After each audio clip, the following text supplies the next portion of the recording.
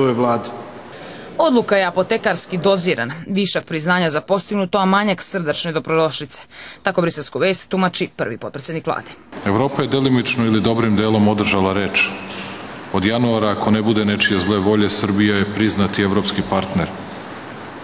Zahvaljujući vama, ali zahvaljujući građanima Srbije što su nam verovali i što su iza naše politike stali ubedljivom većinom.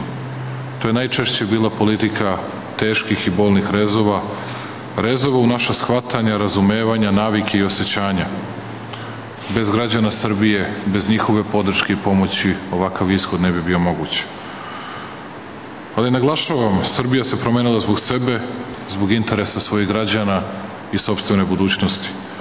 Danas nema ni jedne evropske zemlje koja dovodi u pitanje iskrenost, dubinu i obim naših promena. Promenili smo se, a da se ničega nismo odrekli, ništa nismo prodali ili bilo što izdali. Dali smo obećanja, ta obećanja smo ispunili. Vučić analizira. Predubeđenja o Srbiji i loše iskustva Evrope sa novim članicama koje nisu dovršile unutrašnje reforme dovela su do ovakve odluke.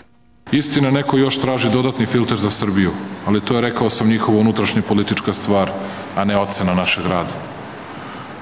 Da se odmah razjasnimo, ne mislim da je dobijanje januarskog pregovaračkog starta bilo kakav diplomski ispit ove vlade. Nije ovo ni cilindar iz kojeg ćemo izvući zeca dovoljno velikog da se svi najedemo pečenja.